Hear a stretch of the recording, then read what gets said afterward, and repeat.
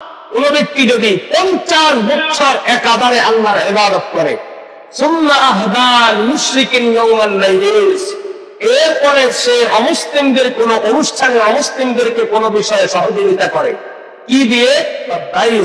একটা দিন দিয়েও যদি সহযোগিতা করে, ইউরিদু তাযীমাল ইয়াওম, আর তার এই নিয়ত থাকে যে আমি আমার ওই অমুসলিম ভাইদের ওই দিনটাকে সম্মান করলাম, ফাকাদ কাফারা, সে কুফরি করে কাফের হয়ে গেছে, ওয়া হাবাতা আমালুহু, 50 বছর জিন্দেগীর সকল আমল বরবাদ হয়ে গেছে। একমাত্র যোগ্য দিন এবং ধর্ম হলো ইসলাম। আল্লাহ তাআলার কাছে সর্বাধিক থেকে যোগ্য একমাত্র ধর্মের নাম হলো ইসলাম। অতএব বোঝা গেল, ইসলাম ছাড়া দুনিয়াতে যত ধরনের তন্ত্র মন্ত্র মতাদর্শ রয়েছে, আল্লাহ তাআলার কাছে কোন মতাদর্শ দিন ধর্ম গ্রহণযোগ্য নয়। আল্লাহ তাআলা আমাদেরকে একটি ধর্মের জন্য মনোনীত করেছেন, যে ধর্মের অনুসারী হওয়ার কারণে নিশ্চিত আল্লাহ জাহান্নাম থেকে আমাদেরকে রক্ষা করে জান্নাত দান করবেন। সুবহানাল্লাহ।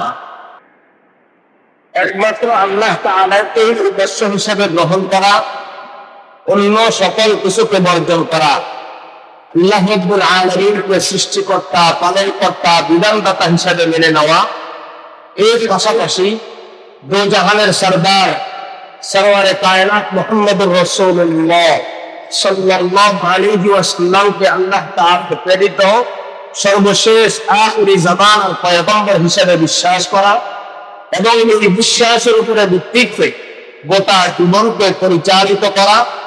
আর এই বিশ্বাস হলো একজন মুমিনের মূল সফলতার চাবিকাঠি। এটাই হলো তার কামিয়াবির মূল চাবিকাঠি। কোন ব্যক্তি যদি বলে যে আমি সফল, তাহলে সর্বপ্রথম তাকে যে মানদণ্ডের একটা মাপা হবে, ওই মানদণ্ডের নাম হলো তাওহীদ, সত্যবাদের বিশ্বাস, আল্লাহর প্রতি ঈমান। এটাই হলো কালিমার মূল দাবি। আল্লাহ তাআলার কাছে আল্লাহ পৃথিবীতে ইসলাম যত ধর্ম দুনিয়াতে পাঠিয়েছেন, আল্লাহ তাআলার কাছে ইসলাম হলো একমাত্র এবং পরিপূর্ণ দিন বা ধর্ম। ইসলাম একমাত্র পরিপূর্ণ দিন এবং ধর্ম, যাকে আল্লাহ তাআলা সর্বদিক থেকে পূর্ণতা দান করেছেন। এবং এই দিন এবং ইসলামকে মানব জাতির হেদায়েতের জন্য আল্লাহ দুনিয়াতে দান করেছেন। এই বিষয়ে আল্লাহ কোরআনুল কারীমে সূরাতুল মায়েদার 3 নম্বর আয়াতে বলেন, আল-ইয়াওমা আকমালতু লাকুম দীনাকুম ওয়া আতমামতু আলাইকুম নি'মাতি ওয়া রাদিতু লাকুমুল ইসলাম দীনা। আল্লাহ তাআলা বলেন, আজ আমি তোমাদের জন্য তোমাদের ধর্মকে, তোমাদের দ্বীনকে পূর্ণাঙ্গ করে দিলাম। তোমাদের উপরে আমার নেয়ামত যা রয়েছে, সমস্ত নেয়ামতকে আমি আজকে পরিপূর্ণ করে দিলাম। আর কিয়ামতের দিন পর্যন্ত এই পৃথিবী, আসমান, জমিন যতদিন পর্যন্ত বাকি থাকবে, ততদিন পর্যন্ত দিন এবং ধর্ম হিসাবে তোমাদের জন্য আমি ইসলামকে পছন্দ করলাম। সুবহানাল্লাহ। তাহলে আল্লাহ আমাদের জন্য দিন এবং ধর্ম হিসাবে ইসলামকে নিজে পছন্দ করেছেন। সূরা আলে ইমরানের 19 নম্বর আয়াতে আল্লাহ তাআলা বলেন, ইন্নাদ দীনা ইনদাল্লাহিল ইসলাম, নিশ্চয়ই আল্লাহ তাআলার নিকট একমাত্র যোগ্য দিন এবং ধর্ম হলো ইসলাম। আল্লাহ তাআলার কাছে সর্বাধিক থেকে যোগ্য একমাত্র ধর্মের নাম হলো ইসলাম। অতএব বোঝা গেল, ইসলাম ছাড়া দুনিয়াতে যত ধরনের তন্ত্র মন্ত্র মতাদর্শ রয়েছে, আল্লাহ তাআলার কাছে কোন মতাদর্শ দিন ধর্ম গ্রহণযোগ্য নয়। পবিত্র কোরআনে আল্লাহ রাব্বুল আলামিন সূরা আলে ইমরানের 85 নম্বর আয়াতে ইরশাদ করেন, ومن يبتغي غير الإسلام دينا فلن يقبل منه وهو في الآخرة من الخاسرين। আল্লাহ বলেন, যে ব্যক্তি ইসলাম ব্যতীত অন্য কোন দিন বা ধর্মকে অবলম্বন করতে চাইবে, আর তার থেকে সেই দিনকে বা ধর্মকে আল্লাহ কোনদিন কবুল করবেন না। ভবিষ্যতে যখন তার হায়াতের জিন্দেগি শেষ হয়ে সে আখিরাতে আসবে, আখিরাতে সে ক্ষতিগ্রস্তদের অন্তর্ভুক্ত হয়ে যাবে। এই জন্য আল্লাহ তাআলার কাছে শুকরিয়া আদায় করছি প্রথমে এই কথা স্মরণ করে, আল্লাহ তাআলা আমাদেরকে একটি ধর্মের জন্য মনোনীত করেছেন, যে ধর্মের অনুসারী হওয়ার কারণে নিশ্চিত আল্লাহ জাহান্নাম থেকে আমাদেরকে রক্ষা করে জান্নাত দান করবেন। সুবহানাল্লাহ। নিশ্চিত জাহান্নাম ছিল, এই নিশ্চিত জাহান্নাম থেকে আল্লাহ আমাদেরকে জান্নাত দান করবেন যে ধর্মের অনুসরণ করার কারণে। সেই ধর্মের নাম হলো ইসলাম। এরপরে আরো একটা গুরুত্বপূর্ণ কথা শুনেন, আল্লাহ কোন মুসলমানের উপরে কিয়ামত দিবে না। দুনিয়াতে কোন মুসলমান কিয়ামত দেখবে না, কিয়ামত কোন মুসলমানের উপরে আসবে না, কিয়ামতের বিভীষিকাময় অবস্থা কোন মুসলমান দেখবে না। এটা আল্লাহ তাআলার দ্বিতীয় ইহসান আমাদের উপর। এজন্য নিশ্চিত জাহান্নামে হতাম, এই নিশ্চিত জাহান্নাম থেকে রক্ষা করে আল্লাহ কালিমার বদৌলতে আমাদেরকে জান্নাত দান করেছেন, ইসলাম কবুল করার তৌফিক করেছেন। এখন আমাদেরকে বুঝতে হবে ইসলাম ধর্মের মূল দর্শন। ইসলাম ধর্মের মূল দর্শন হলো, ইসলামের মূল আবেদন হলো একত্ববাদী তথা আল্লাহ তাআলাকে বিশ্বাস করা, বিশ্বাসী হওয়া। আল্লাহ তাআলার সাথে কাউকে শরীক না করা, শুধুমাত্র আল্লাহ তাআলার ইবাদত করা, আল্লাহ ছাড়া কারো ইবাদত না করা, এমনকি অন্য কাউকে ইবাদতের উপযুক্ত মনে না করা। এটা হলো ইসলামের মূল দাবি এবং দর্শন। কোরআন কারীমের ছত্রে ছত্রে নানান জায়গায় নানান ভাবে আল্লাহ রাব্বুল আলামিন এই বিষয়টাকে বিভিন্ন কথায় উপস্থাপন করেছেন।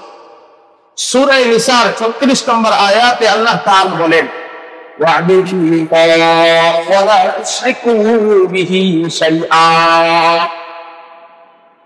আল্লাহ বলেন, তোমরা এক আল্লাহর ইবাদত করো, তার সাথে কাউকে শরীক করো না।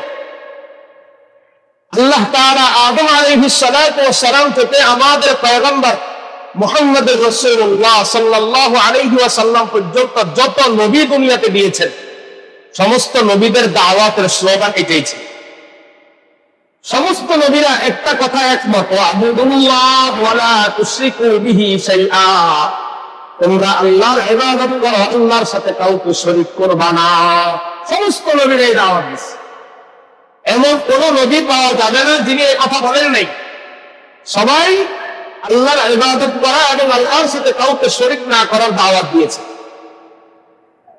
এরপরে আল্লাহ তাআলা একাধিক ইলাহ, যদি আল্লাহকে মানলাম যে হ্যাঁ আমি আল্লাহকে মানি, তার ইবাদত করি, কিন্তু পাশাপাশি অন্য কাউকে আল্লাহ তাআলার শরীক করার চেষ্টা যদি করে, এই বিষয়টাকে আল্লাহ কোরআনুল কারীমে স্পষ্টভাবে নাকচ করে দিয়ে সূরা আম্বিয়ার 22 নম্বর আয়াতে আল্লাহ বলেন, لو كان فيهما آلهة إلا الله لفسدتا فسبحان الله رب العرش عما يصفون। আল্লাহ বলেন, যদি আসমান এবং জমিনের মধ্যে আল্লাহ ছাড়া দ্বিতীয় আরেকজন খোদা থাকতো, আল্লাহ ছাড়া অন্য আরেকজন মাবুদ ইলাহ থাকতো, তাহলে আসমান এবং জমিন, যে আসমানকে তোমরা দেখো বিগাইরি আমাদিন তারাউনাহা, যে আসমান কোন ক্ষতি ছাড়া আমাদের নজরে আসছে, যে আসমানটাকে আল্লাহ উপরে উঠানোর ক্ষেত্রে কোন ক্ষতির ব্যবহার করেন নাই, যে জমিনকে আল্লাহ তাআলা এত সুন্দর করে বিস্তৃত করেছেন, যে জমিন যাতে নড়াচড়া না করে আল্লাহ পাহাড়কে তার প্যারাগ হিসেবে ব্যবহার করেছেন, এই বিস্তৃত জমিন, এই বিশাল আকাশ, এই পৃথিবী, ভূমণ্ডল, নবমণ্ডল, যাবতীয় সৌরজগৎ, এগুলির কোনো কিছু অস্তিত্বে থাকতো না, সব ধ্বংস হয়ে যেত। এখন জুমার সময় কথার কথা আমাদের মসজিদের অনেক মুসল্লি রাস্তায় হয়। এখন একজন ইবাদতকারী তার এক মাবুদের কাছ থেকে বৃষ্টি না হওয়ার সার্টিফিকেট নিয়ে আসছে, আরেকজন ইবাদতকারী আরেক মাবুদকে খুশি করে বৃষ্টি দেওয়ার ব্যাপারে ফয়সালা নিয়ে আসছে, তখন লাগবে ভেজাল। আল্লাহ তাআলা বলেন, লাউ কানা ফীহিমা আলিহাতুন ইল্লাল্লাহু লাফাসাদাতা। আসমান এবং জমিনের মধ্যে আল্লাহ ছাড়া দ্বিতীয় কোনো খোদা নেই, যদি থাকতো আসমান জমিন ধ্বংস হয়ে যেত। ফাসুবহানাল্লাহি রাব্বিল আরশি আম্মা ইয়াসিফুন। আল্লাহ সকল দোষ ত্রুটি থেকে মুক্ত, সকল প্রশংসার একচ্ছত্র মালিক হলেন তিনি, সকল দোষ থেকে তুলে।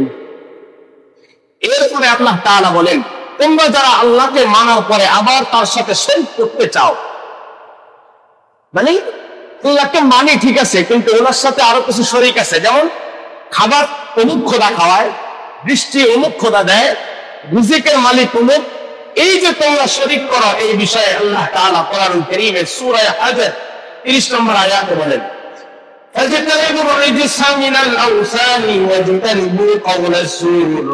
হে আমার বান্দারা, তোমরা মূর্তির নাপাকি থেকে নিজেকে বিরত রাখো। কোন মূর্তি কোন কিছুর মালিক নয়, কেউ কোনো কিছু সমাধান করতে পারে না, তোমাদেরকে কিছু দিতেও পারবে না, নিতেও পারবে না। তার নাকের ডগায় যদি একটা ছোট মাছি বসে, এই মাছিটা টানানোর ক্ষমতা পর্যন্ত তার নাই। ফাজতানিবুর রিজসা মিনাল আওসান, মূর্তির নাপাকি থেকে তোমরা দূরে থাকো। ওয়াজতানিবু কাওলাস যুর, সব ধরনের মিথ্যা আশ্রয় নেওয়া থেকে তোমরা বিরত থাকো। আল্লাহ তাআলা দুনিয়াতে আদম আলাইহিস সাফিউল্লাহ থেকে যত নবী দুনিয়াতে পাঠিয়েছেন, সমস্ত নবী এই দাওয়াত দিয়েছেন আল্লাহর সাথে কাউকে শরীক করা যাবে না, একচ্ছত্র ইবাদতের মালিক একমাত্র তিনি, তাওহীদের স্বীকারোক্তি একমাত্র তার জন্য। এই দাওয়াতটাই সমস্ত নবীরা দিয়েছে।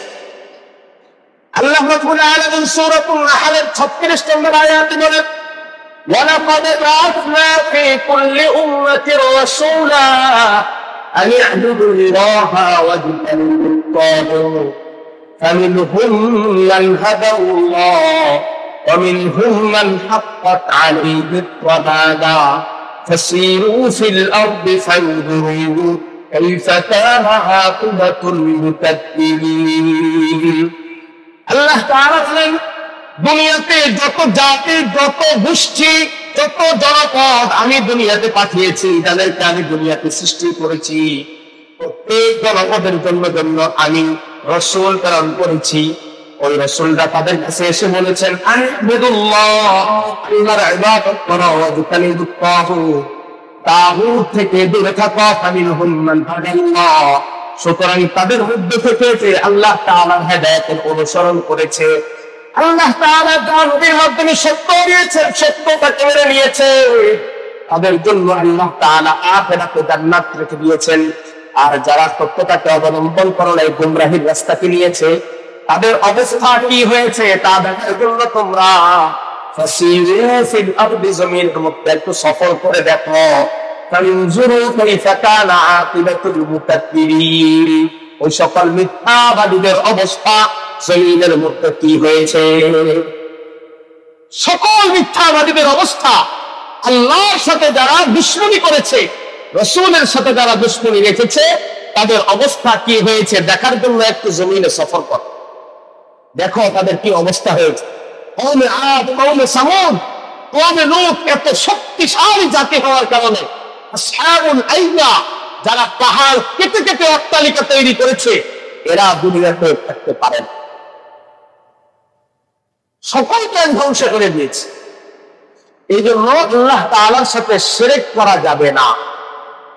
শিরকের ভয়াবহতা অত্যন্ত নিকৃষ্টতম গুনাহ। শিরক ভয়াবহ গুনাহ শিরক। আল্লাহ তাআলা কোরআনুল কারীমে শিরকি কথা এবং কাজের কাজ এগুলো যখন মানুষ করে, তখন এর পরিস্থিতিটা কি দাঁড়ায় আল্লাহ বলেন, কেউ যখন শিরক করে, তখন এই শিরক করার কারণে আসমান এবং জমিন ফেটে পড়ার উপক্রম হয়। এই পরিমাণ ভারী কাজ আর এই পরিমাণ নিকৃষ্ট কাজ আসমান জমিন ফেটে পড়লে যা হবে, একটি শিরকি কাজ জমিনে প্রতিষ্ঠিত হলে এরকম হয়। আল্লাহ রাব্বুল আলামিন সূরা মারিয়ামের 79 থেকে 92 নম্বর আয়াতে বলেন, লাকাদ জি'তুম শাইআন ইদ্দা تكاد السماوات يتفطرن منه وتنشق الأرض وتخر الجبال حتى। আল্লাহ রাব্বুল আলামিন বলেন, যারা দুনিয়ার মধ্যে শিরক করে, এই জঘন্য বিষয় অবতারণা যারা করে, তাদের এই কাজের কারণে মনে হয় আসমান এবং জমিন বিদীর্ণ হয়ে যাবে, পাহাড়গুলো চুরমার হয়ে যাবে, দুনিয়াতে আর কোনো কিছুই অবশিষ্ট আর থাকবে না, এরকম হয়। আল্লাহ তাআলা বলেন, যদি তোমাদের শিরক এতই করতে মন চায়, তোমরা শিরক তো করো, শিরক করতে করতে এমন অবস্থা করো আল্লাহ তাআলার জন্য সন্তান পর্যন্ত সাব্যস্ত করে দাও। ওয়ামা ইয়ানবাগি লির-রাহমানি আন ইয়াত্তাখিযা ওয়ালাদা, আল্লাহ তাআলার শান নয় আল্লাহ কোন সন্তান গ্রহণ করবেন। শিরক তো করো, আর জঘন্যতম কাজ করতে করতে এই পর্যায়ে তলানিতে তোমাদের অবস্থা চলে যায়, তোমরা এক পর্যায়ে বলে ফেলো আল্লাহর সন্তান আছে, আল্লাহর বিবি আছে, আল্লাহ তাআলার সন্তান অমুক, আল্লাহ তাআলার বিবি অমুক, এই কথা পর্যন্ত জমিনে তোমরা বলো। তাহলে এরকম শিরকের দ্বারা আসমান জমিন ফেটে বিভিন্ন হয়ে গেলে যে অবস্থা হবে, এর চেয়ে ভয়াবহ গুনাহ হলো শিরকের গুনাহ। শিরক করলে মানুষের কি ক্ষতি হয়? শিরকের দ্বারা মানুষ তার জিন্দেগিতে যে আমলগুলো করে, এই সমস্ত আমলগুলো বরবাদ হয়ে যায়। সূরা আয-জুমারের 65 নম্বর আয়াতে আল্লাহ বলেন, লাইন আশরাকতা লায়াহবাতান্না আমালুকা ওয়া লাতাকুনান্না মিনাল খাসিরিন। যে ব্যক্তি আল্লাহ তাআলার সাথে শিরক করবে, আল্লাহ তাআলা তার বিগত জিন্দেগিতে করা সকল আমলগুলোকে বরবাদ এবং ক্ষতিগ্রস্ত করে দিবেন। কোন আমল তার কাজে আসবে না, শুধু শিরকের কারণে। আল্লাহ তাআলা সূরা আনআমের 88 নম্বর আয়াতে বলেন, ওয়ালাউ আশরাকু লাহাবিতা আনহুম মা কানু ইয়ামালুন। যারা শিরক করবে অবশ্যই তাদের আমলগুলো নিষ্ফল হয়ে যাবে, এই আমল কোনো কাজে আসবে না। আখিরাতে কোনো আমলের কারণে আল্লাহর কাছ থেকে কোনো প্রতিদান সে আশা করতে পারে না। আল্লাহ রাব্বুল আলামিন শিরকের গুনাহকে এত মারাত্মক গুনাহ বলে অবহিত করেছেন। আল্লাহ তাআলা সূরা নিসার 40 নম্বর আয়াতে দীর্ঘহীন ভাষায় ঘোষণা করেছেন, আমার বান্দারা, দুনিয়াতে তোমাদের দ্বারা বিভিন্ন ধরনের গুনাহ হয়ে যায়, বিভিন্ন গুনাহ করো, অসংখ্য অগণিত গুনাহ তোমাদের আমলনামায় রয়েছে। আমি আল্লাহ চাইলে সমস্ত গুনাহগুলো তোমাদের ক্ষমা করে দিতে পারি, সমস্ত গুনাহগুলো ক্ষমা করে আমি তোমাদেরকে কিতাব দান করতে পারি। তবে একটি মাত্র গুনাহ যদি তোমাদের কারো আমলনামায় থাকে, ওই গুনাহের কারণে আমি তোমাদের কোনো গুনাহ আর ক্ষমা করব না। আল্লাহ রাব্বুল আলামিন বলেন, ইন্নাল্লাহা লা ইয়াগফিরু আন ইউশরাকা বিহি ওয়া ইয়াগফিরু মা দুনা যালিকা লিমান ইয়াশা। নিশ্চয়ই যারা আল্লাহ তাআলার সাথে শিরক করেছে, এই শিরকের গুনাহ আল্লাহ রাব্বুল আলামিন বিন্দু পরিমাণ ক্ষমা করবেন না। অন্য যত গুনাহ আছে, তার কবিরা সগীরা গুনাহ, আমল ভর গুনাহ, সমস্ত গুনাহকে আল্লাহ ক্ষমা করে দিবেন, কিন্তু শিরকের ন্যূনতম গুনাহ আল্লাহ তাআলা ক্ষমা করবেন না। এটার নাম শিরক। এত ভয়াবহ অপরাধ। মানুষ যখন গুনাহ করে, গুনাহের কারণে সে হয়তো বা কিছুদিনের জন্য জাহান্নামে যাবে, জাহান্নাম থেকে আল্লাহ তাআলা তাকে আবার জান্নাত দান করবেন। কোরআন হাদিসের অসংখ্য অগণিত আয়াত এবং হাদিস এটা প্রমাণ করে। মানুষ জাহান্নামে যাবে, জাহান্নাম থেকে আল্লাহ তাকে পরিত্রাণ দিয়ে জান্নাত দান করবে, কিন্তু শিরকে লিপ্ত ব্যক্তি চিরস্থায়ী জাহান্নামে যাবে। সূরা আন-নাজল 48 নম্বর আয়াতে আল্লাহ বলেন, ইন্নাহু মান ইউশরিক বিল্লাহ, নিশ্চয়ই যে ব্যক্তি আল্লাহর সাথে শিরক করেছে, ফাকাদ হারামাল্লাহু আলাইহিল জান্নাহ, এই শিরকের গুনাহের কারণে সে নিজের উপরে আল্লাহর জান্নাতকে হারাম করে নিয়েছে। তার ঠিকানাটা সে জাহান্নামকে বানিয়ে নিয়েছে।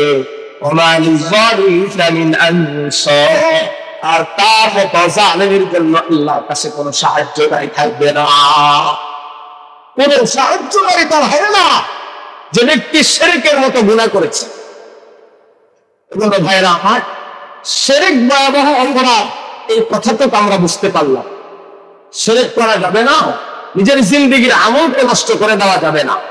এবার আসি, তাহলে আমার পাশে যদি কোথাও শিরক হয়, যেমন সংখ্যালঘুদের ধর্মীয় উৎসব, উৎসবের সময় তারা তো তাদের মন্দিরে শিরক করবে, আল্লাহর সাথে শিরক করবে, এটা আর কি হবে? ইসলাম এই ব্যাপারে কি বলে? আমাদেরকে একটি বিষয় স্পষ্টভাবে মনে রাখতে হবে, ইসলামের সুস্পষ্ট নীতি হচ্ছে উদার ধর্মাবলম্বী নিজস্ব গণ্ডির মধ্যে তার ধর্ম পালন করতে পারবে, এ ব্যাপারে তার পূর্ণ স্বাধীনতা রয়েছে। এক্ষেত্রে ইসলাম কোন ধরনের প্রতিবন্ধকতা সৃষ্টি করার অনুমোদন তো করেই না, বরং আপনি ইসলামের ইতিহাস যদি পড়েন তাহলে দেখবেন যুগে যুগে ইসলামী খেলাফতের সময় ইসলামী সরকার খেলাফত ব্যবস্থা তাদের সম্পূর্ণ ব্যবস্থাপনায় তাদেরকে পূর্ণ নিরাপত্তা দিয়ে তাদের ধর্মীয় স্বাধীনতা প্রদানের সুযোগ দিয়েছে। ইসলামের ইতিহাস বলেন তিনি খ্রিস্টানদের জন্য জমি নির্বাচন করতে বলেছেন, তাদের গির্জা তৈরি করবে, সেখানে গির্জা হবে, তারা তাদের উপাসনা সেখানে করবে। ওমর ইবনুল খাত্তাবের মতো সাহাবী ওনার শাসনামলে খ্রিস্টানদের জন্য গির্জা নির্মাণের জন্য জমি করতে বলছে, তোমরা জমি দেখো, নির্মাণ খরচ যা লাগে আমি করে দিবে। তার মানে ইসলাম সদা সর্বদা প্রত্যেকটি মানুষের ধর্মীয় স্বাধীনতায় বিশ্বাস করে। ইসলাম এবং মুসলিম রাষ্ট্রে বসবাসরত বিভিন্ন ধর্মের মানুষের সব ধরনের নিরাপত্তা নিশ্চিত করার পরিপূর্ণ নির্দেশনা ইসলাম দেয়। তাদের প্রতি ন্যূনতম জুলুম ইসলাম অনুমোদন করে না, কোন ধরনের জুলুম ইসলাম অনুমোদন করে না। সূরাতুল মুমতাহিনার ৮ নম্বর আয়াতের মধ্যে আল্লাহ পাক বলেন, লা ইয়ানহাকুমুল্লাহু আনিল লাযীনা ইউকাতিবুকুম ফিদ-দীনি ওয়া লাম ইউখরিজুকুম মিন দিয়ারিকুম আন তাবাররুহুম ওয়া তুকসিতু ইলাইহিম ইন্নাল্লাহা ইউহিব্বুল মুকসিতিন। আল্লাহ তাআলা বলেন, যারা তোমাদের দ্বীনের ব্যাপারে তোমাদের সাথে যুদ্ধে বিগ্রহের মধ্যে জড়ায় নেই, তোমাদেরকে তোমাদের ঘর বাড়ি থেকে বের করে দেয় নাই, তোমাদের সাথে কোনোদিন খারাপ আচরণ করে নাই, তোমরাও ওই সকল বেধর্মী মানুষগুলোর প্রতি সবসময় সদাচরণ করবে, ইনসাফ করবে, তাদেরকে পথে বলে তাদের ঘর থেকে বাড়ি থেকে তাদের জায়গা থেকে উচ্ছেদ করে দিবে না। আল্লাহ তাআলা কোন বেইনসাফকারীদেরকে কখনো পছন্দ করেন না। আল্লাহ তাআলা একমাত্র ইনসাফকারীদেরকেই পছন্দ করেন। ইসলাম কি সুন্দর নির্দেশনা দিয়েছে, তোমার সাথে সে কোনো যুদ্ধে বিগ্রহ জড়ায় নেই, তুমি তার গায়ে টাচ করার ক্ষমতাও নেই, কিচ্ছু করতে পারবে না তাকে। ইসলামী রাষ্ট্রের সীমানার মধ্যে বসবাসকারী প্রত্যেকটি নাগরিক, মুসলিম হোক বা মুসলিম হোক, সকলের ইজ্জত আব্রুর জান মালের হেফাজত করা অন্য সকল মুসলিমের ঈমানি দায়িত্ব। সুনানে দারির মধ্যে 3296 নম্বর বর্ণনা এসেছে, রাসূল বলেন, ফাদামহু কাদামিনা, একজন অমুসলিমের রক্ত আর তোমার রক্ত সেম, তার রক্তের কালার যেমনিভাবে লাল, তোমার শরীরের রক্তের কালারও লাল। অতএব তুমি এটা মনে করো না যে তার রক্ত তোমার জন্য হালাল হয়ে গেছে, এটা মনে করার কোনো অবকাশ নাই, ততক্ষণ পর্যন্ত সে তোমার সাথে কোনো ধর্মীয় বিষয়ে ইসলাম নিয়ে কোরআন সুন্নাহ নিয়ে তোমার সাথে সে যুদ্ধে না যায়। এর আগ পর্যন্ত সে যখন তোমার স্বাধীনতা সার্বভৌমত্বের জন্য হুমকি না হয়, ততক্ষণ পর্যন্ত সে তোমার ভাই, তার সাথে পূর্ণভাবে সৌহার্দ্য রক্ষা করা তোমার ঈমানের দায়িত্ব।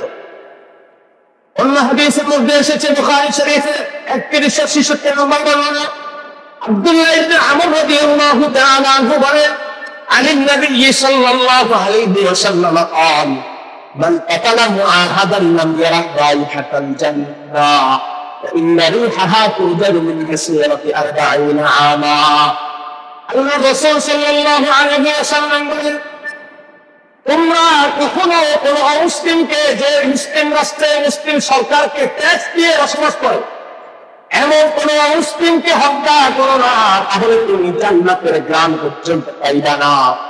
অথচ জান্নাতের গ্রাম 40 বছরের রাস্তার দূরত্ব থেকে মানুষের নাকের মধ্যে আসতে থাকবে। সুবহানাল্লাহ, তুমি জান্নাতের গ্রাম পাইবা না যদি তুমি অন্যায়ভাবে অত্যাচার করে না অমুসলিমকে হত্যা করো, তার সাথে যদি যুদ্ধে বিগ্রহে যাও, তোমার দ্বারা যদি তার কোনো ক্ষতি হয়, তাহলে তুমি তার হত্যার কারণে তোমার নাকের মধ্যে জান্নাতের গান পর্যন্ত পাইবা।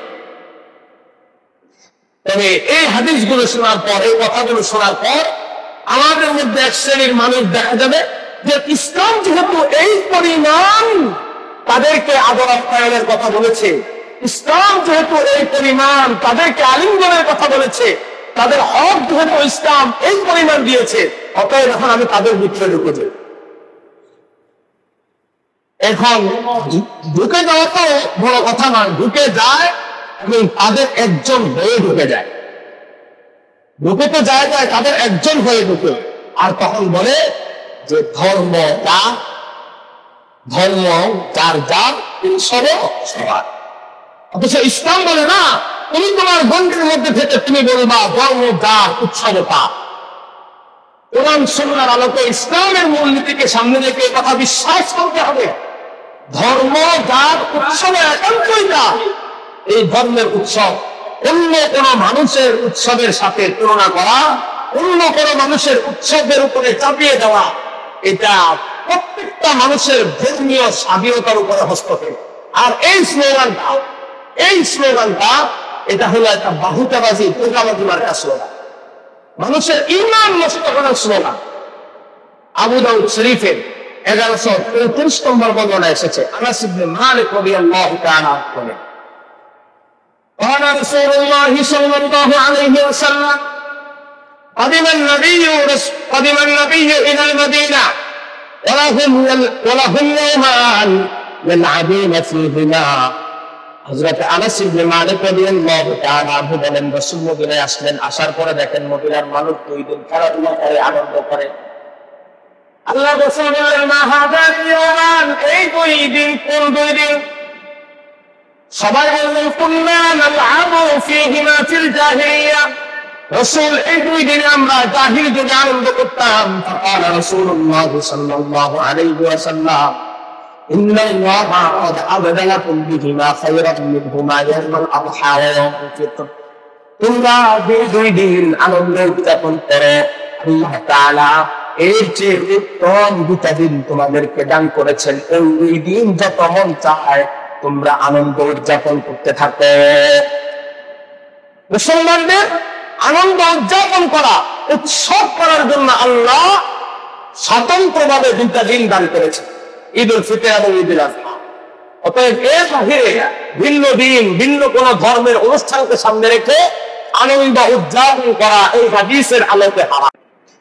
এবার আমরা জানবো, অন্য ভাইরা তাদের আচার অনুষ্ঠান সংস্কৃতি ধর্ম পালন করার সময় এই বিধর্মী ভাইদের অনুষ্ঠানে আমাদের শরীক হওয়া সম্পর্কে ইসলাম কি বলে? বিধর্মীর অনুষ্ঠানে শরীক হওয়া কয়েকবারে হতে পারে, যেমন পূজা মণ্ডপ ভেড়ার জন্য যাওয়া, পূজা উৎসবে চাঁদা দেওয়া, বিধর্মীদের শুভেচ্ছা জানানো, প্রসাদ খাওয়া, তাদের সাথে আনন্দ উদযাপনে শরীক হওয়া ইত্যাদি ইত্যাদি বিভিন্ন মাধ্যমে হতে পারে।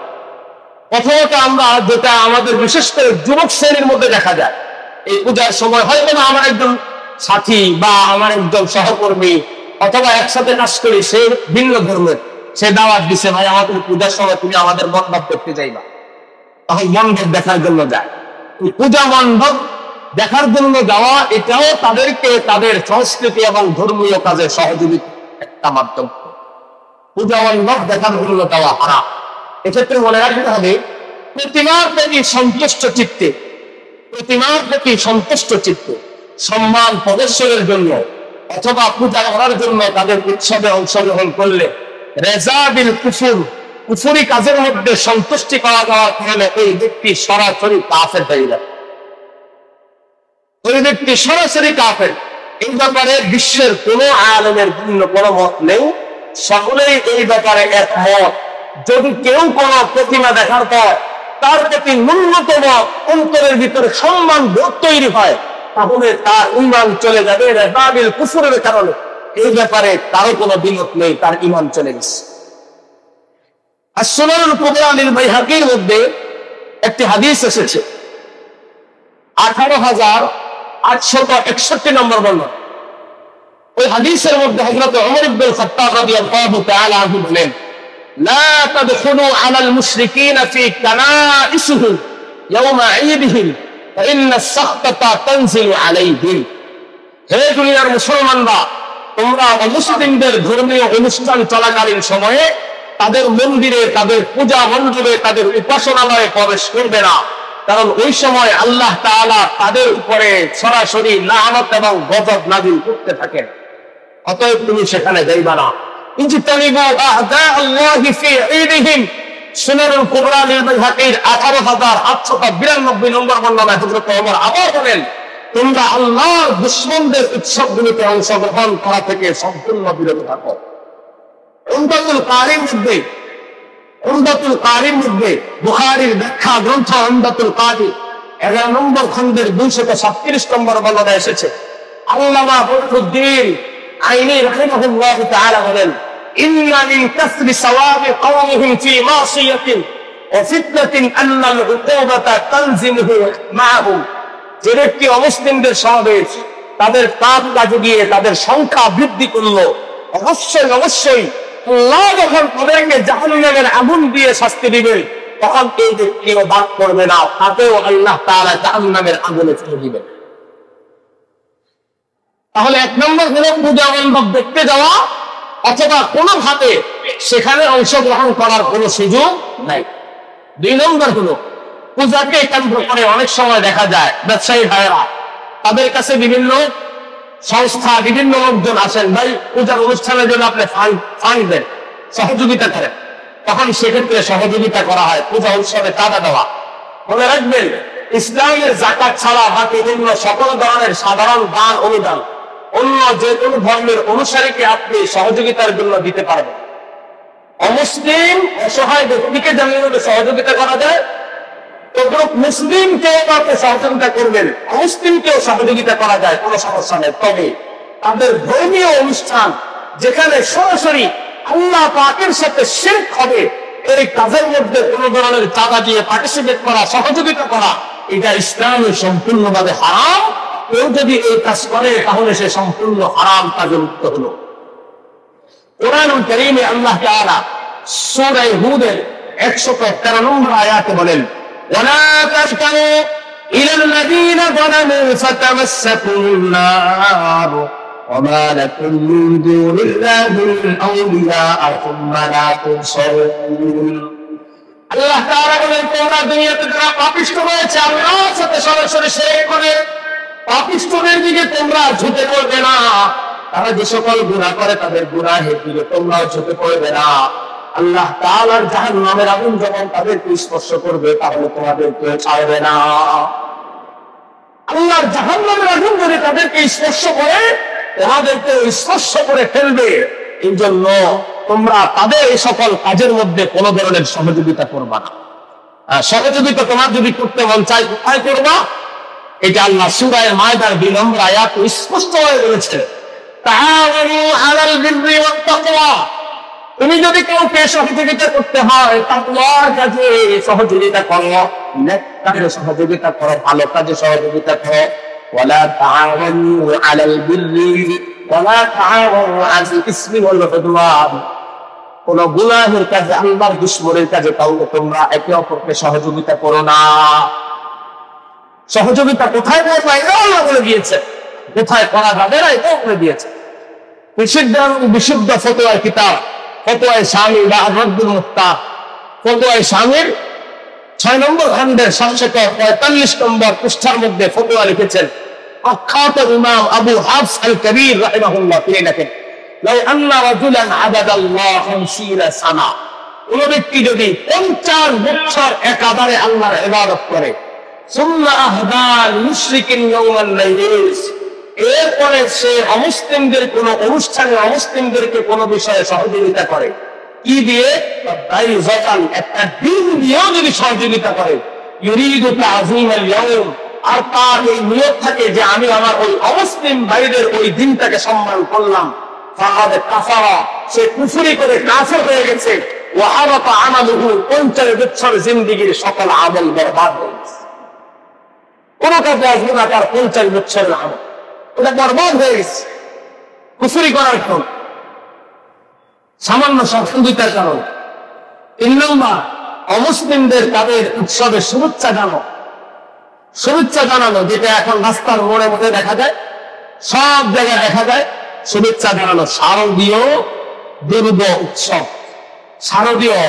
দুর্গ উৎসবের শুভেচ্ছা, এই যে শুভেচ্ছা জানানো, অমুসলিম ভাইয়েরা অমুসলিমদেরকে যত ধরনের কথা আছে, মাধ্যম আছে, ল্যাঙ্গুয়েজ আছে, এই বিষয়গুলো দিয়ে তারা তাদেরকে শুভেচ্ছা জানান।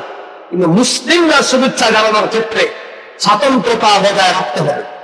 তোমাদের উৎসব শুরু হোক, তোমার উৎসব উপভোগ্য হোক, এই জাতীয় শব্দের মাধ্যমে শুভেচ্ছা জ্ঞাপন করা বা শারদীয় পূর্ব উৎসবের শুভেচ্ছা জানানো সকল বিষয়ে আল্লামা ইবনুল কাইয়্যিম জাওজিয়া আহকাম আহলিস জিম্মার কিতাবের মধ্যে বলেছেন এই সকল স্তরের মাধ্যমে শুভেচ্ছা জানানো সরাসরি কুফর।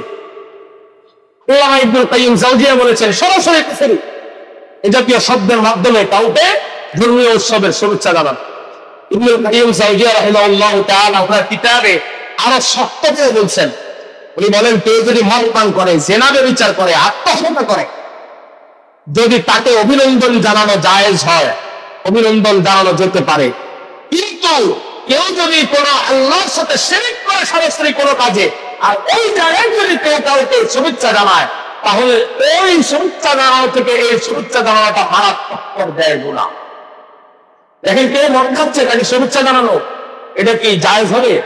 ইবনুল কাইয়্যিম জাওজিয়া বলে এটাকে যদি কিছুক্ষণের জন্য জায়েজ ধরেও নেই, সহজ ধরেও নেই, কিন্তু অমুসলিমদেরকে তাদের অমুসলিম ধর্মীয় অনুষ্ঠানের মধ্যে আল্লাহর সাথে শিরক হবে এই জাতীয় অনুষ্ঠানের মধ্যে শুভেচ্ছা জানানোটা এর চেয়ে বেশি মারাত্মক গুনাহ। এরপরে আসেন প্রসাদ খাওয়া।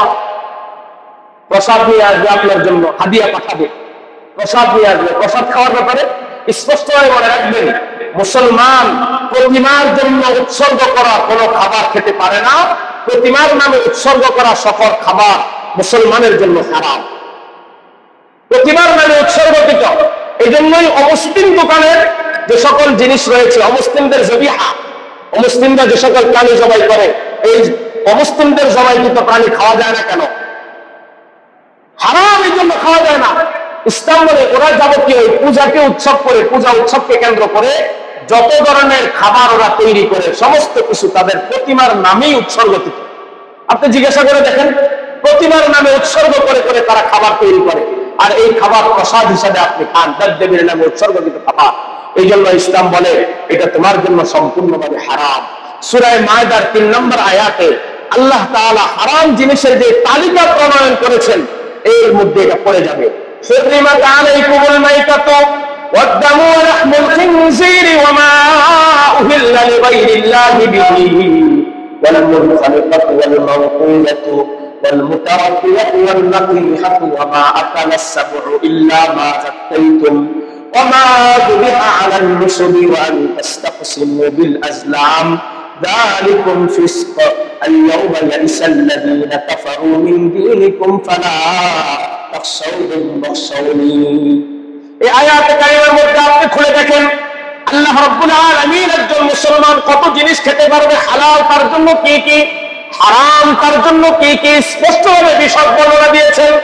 আল্লাহ রাব্বুল আলামিন এই আয়াতে কারিমার মধ্যে স্পষ্টভাবে বলেছেন ওয়ামা উহিল্লা লিগাইরিল্লাহি বিহি, আল্লাহ তাআলা ছাড়া অন্য যাদের নামে উৎসর্গকৃত যা যা খাবার, যা কিছু ভাবে জবাই করা হোক অথবা জবাই ছাড়া হোক, যত জিনিস আল্লাহ তাআলা ছাড়া অন্য কারো নামে উৎসর্গ করা হবে, কোন জিনিস কোন মুসলমানের জন্য কিয়ামত পর্যন্ত হালাল হবে না, সব হারাম, স্পষ্টভাবে হারাম, কোন জিনিস হালাল হবে না।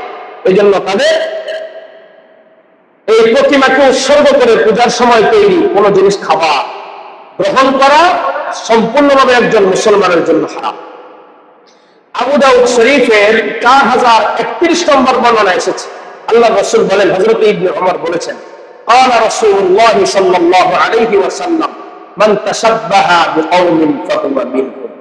যদি কেউ কারো সাদৃশ্যতা গ্রহণ করে, কিভাবে? হয়তো তাদের আচার অনুষ্ঠানে অংশগ্রহণ করে, তাদের দলভুক্ত হয়ে, তাদের খাবার খেয়ে কোনোভাবে তাদের সাদৃশ্যতা যদি কেউ গ্রহণ করে, তাহলে সে তাদের অন্তর্ভুক্ত হয়ে কিয়ামতের কঠিন দিনে জাহান্নামের ফয়সালা যদি তাদের জন্য হয়, জাহান্নামে তাদের সাথে সেও চলে যাবে, সে তাদের দলভুক্ত হয়ে যাবে। এখন কষ্ট হতে পারে ইসলাম এই বিষয়গুলোতে এত কঠোরতা কেন অবলম্বন করেছে? দেখেন, ইসলামের প্রত্যেকটা বিষয় এক একটা ইবাদত। আপনি ঘুমান, এটা ইবাদত। আপনি খাবার খান, এটা ইবাদত। আপনি মসজিদে এসেছেন নামাজ পড়ার জন্য, ইবাদত। আপনি উপাস থাকেন, রোজা রাখেন, এটা ইবাদত। আপনি বাইতুল্লাহর হজের জন্য যান, ইবাদত। আপনি কাউকে 1 পয়সা দান করেন, এটা ইবাদত। আপনি আপনার বাবা মার খেদমত করেন, ইবাদত। স্ত্রীকে লোকমা করে খানা খাওয়ায় দেন, এটাও ইবাদত। সন্তানের মুখে খাবার উঠায় দেন, এটাও ইবাদত। আপনার যাবতীয় কোনো কাজ ইবাদতের বাহিরে নয়, এই কথাটা মনে রাখেন। আপনার কোনো কাজ ইবাদতের বাহিরে নয়। আপনি মনে করেন আমি পানি খাইতেছি, এটা আবার কি ইবাদত? এটা ইবাদত। আপনি পানি খাচ্ছেন, ইবাদত। আপনি স্ত্রীর সাথে একান্তে সময় কাটাচ্ছেন, এটা ইবাদত। ইসলামের সমস্ত বিধান, সমস্ত বিষয়গুলো, প্রত্যেকটা মুসলমানের প্রত্যেকটা কাজ ইবাদত। কোন কাজ ইবাদতের বাহিরে না। আর যেই কাজটা ইবাদত হবে, এই কাজটার একটা মৌলিকত্ব, বিশেষত্ব এবং সংস্কৃতি এবং স্বাতন্ত্রতা থাকবে। দেখেন, ইসলাম এই পরিমাণ সংশয় বলে দূর করছে। নামাজ পড়া হালাল না হারাম? বলেন, নামাজ পড়া ইবাদত না? কিন্তু 3 সময় নামাজ পড়তে ইসলাম নিষেধ করছে। সূর্য যখন উঠবে তখন ঠিক মাথার উপরে থাকবে, যখন ডুববে। কেন?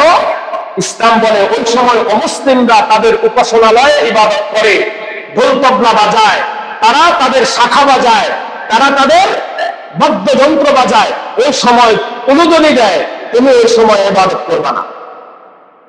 অথচ নামাজ পড়া ইবাদত। এই ইবাদতটা পর্যন্ত ওই সময়ে নিষিদ্ধ করা হয়েছে। কেন? তারা তাদের কাজ করবে, তুমি ওই সময় তোমার কাজটা করো না, যাতে তোমার ইবাদত তার সাথে সাদৃশ্যতা গ্রহণ না করে।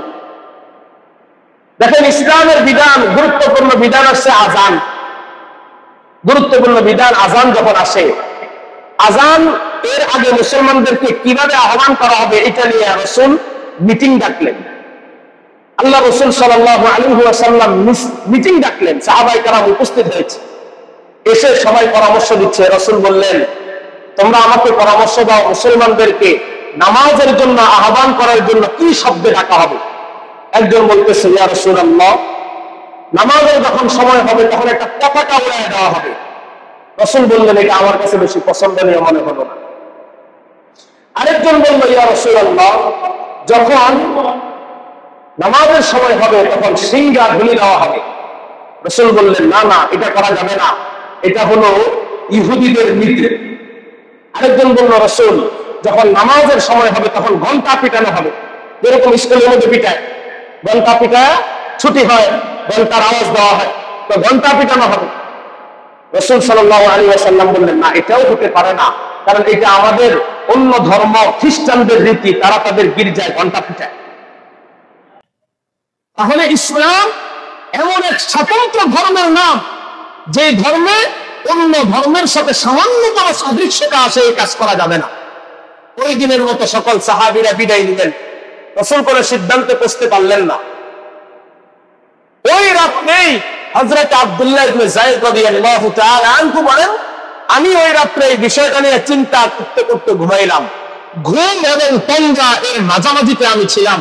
আমার কাছে একজন আগন্তুক এসে আমাকে আজানের শব্দগুলো শিখিয়ে দিয়ে গেছে। সুবহানাল্লাহ।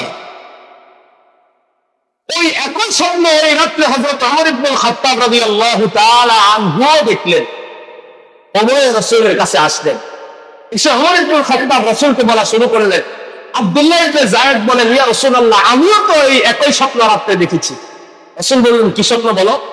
হযরত ওমর ইবনে খাত্তাব, আব্দুল্লাহ ইবনে যায়েদ আল্লাহ রাসূল সাল্লাল্লাহু আলাইহি ওয়াসাল্লামের কাছে স্বপ্নের বর্ণনা দিয়ে বললেন, আযান দেওয়ার জন্য, মানুষকে নামাজের জন্য আহ্বান করার জন্য আল্লাহ স্বতন্ত্র কিছু শব্দ দান করেছেন। আপনার চিন্তা ফিকিরের কারণে, আমাদের পেরেশানির কারণে আল্লাহ একটি স্বতন্ত্র শব্দ আমাদেরকে দান করেছেন। এই শব্দগুলো শোনায় দিলেন। রাসূল বললেন, হ্যাঁ, এখন থেকে এই শব্দগুলো দিয়েই মানুষকে ডাকা হবে। দেখেন, যদি আমি রাসূল সাল্লাল্লাহু আলাইহি ওয়াসাল্লাম বলতেন, হ্যাঁ, আযানের সময় হবে, মসজিদের বিশাল বড় মিনার থাকবে, নিচে রশি থাকবে, উপরে ঘন্টা থাকবে, ঘন্টা জোরে জোরে পিটিয়ে দেওয়া হবে, আশপাশের মানুষ শুনবে, ইসলাম তো এটাকে নিবেদন দিয়ে দিত। রাসূল বলছেন, এটা তো ইসলাম। কিন্তু আল্লাহ রাসূল চিন্তা করলেন, কোন সেন্স থেকে চিন্তা করলেন, আমার একটি ধর্ম এমন ভাবে পালন করবে যে ধর্মের সাথে অন্য ধর্মের সামান্যতম সংমিশ্রণ হয়ে যায়, এমন কোন কিছু ইসলামে থাকতে পারবে না। এই জন্য ইসলামের সকল ইবাদত, সকল কিছুর আলাদা আলাদা বৈশিষ্ট্য রয়েছে, স্বতন্ত্রতা রয়েছে। আল্লাহ আপনাকে এমন এক ধর্মের অনুসারী করে দুনিয়াতে পাঠিয়েছেন, যে ধর্মের মৌলিকত্ব, যেই ধর্মের সংস্কৃতি, যেই ধর্মের আত্মবিশ্বাস এই পরিমাণ বেশি, যেটা অন্য কোনো ধর্মের মধ্যে আপনি দূরবীন দিয়ে যদি গোটা জিন্দিগি দেখতে থাকেন পাবেন না। আল্লাহ তাআলা আপনাকে এমন এক স্বাতন্ত্রতা দান করেছে। এই জন্য প্রত্যেকটা বিষয় ইসলামে এমন সবসময় মনে রাখতে হবে, চৌকান্না এবং হুঁশিয়ার থাকতে হবে, আমার কোন আচরণ যাতে অন্য কোন বিধর্মীদের আচার অনুষ্ঠানের মতো না হয়ে যায়। পরিশেষে একটা কথা মনে শেষ করবে, একত্ববাদেই মানবতার মুক্তি এবং সম্মানের মূল সনদ, এই কথা মনে রাখবে। দুনিয়াতে মানুষ যত ধরনের সম্মান ইজ্জত নিজেকে দাবি করে যে আমি অমুক ইজ্জতের অধিকারী, অমুক চেয়ারের অধিকারী, অমুক সম্মানের অধিকারী, তার ভিতরে যদি দুটা জিনিস না থাকে, এক নম্বর হলো রাসূলের রিসালাতের সাক্ষী আর আল্লাহর উলুহিয়ত এবং একত্ববাদের সাক্ষী, তাহলে ওই ব্যক্তি যত স্বর্ণ খচিত চেয়ারে বসে না কেন তার কোনো দাম আল্লাহর কাছে নাই। আর সাথে সাথে কথা মনে রাখতে হবে, কোন মুশরিক, কোন শিরককারী আল্লাহ তাআলার সাথে শিরক করে এরকম সরাসরি মুশরিক, সে কোনোদিন কারো কোনো উপকারও আসতে পারবে না, তাকে কোনো ক্ষতিও সাধন করতে পারবে। আল্লাহ তাআলা মানুষের উপকার করেন, মানুষের ক্ষতিও সাধন করেন। আল্লাহ রাব্বুল আলামিন একচ্ছত্রভাবে সকল কিছুর মালিক, দুনিয়ায় কোনো মানুষকে নিয়ে কিছুর মালিক নয়। আল্লাহ তাআলা কোরআনুল কারীমে সূরা বনী ইসরাঈলের 70 নম্বর আয়াতে বলেন, ওয়ালাকাদ কাররামনা বনী আদম وحملناهم في البر والبحر ورزقناهم من الطيبات وفضلناهم على كثير ممن خلقنا تفضيلا। আল্লাহ বলেন, হে আদম সন্তান, যাদেরকে আমি দুনিয়াতে পাঠাইলাম, তোমার এই কপালটাকে আমি অনেক দামি বানিয়েছি, তোমার এই কপালটাকে আমি অনেক দামি বানিয়েছি। ওয়ালাকাদ কাররামনা বনী আদম, বনি আদমকে আমি সর্বশ্রেষ্ঠর মধ্যে শ্রেষ্ঠতম সম্মান দান করেছি।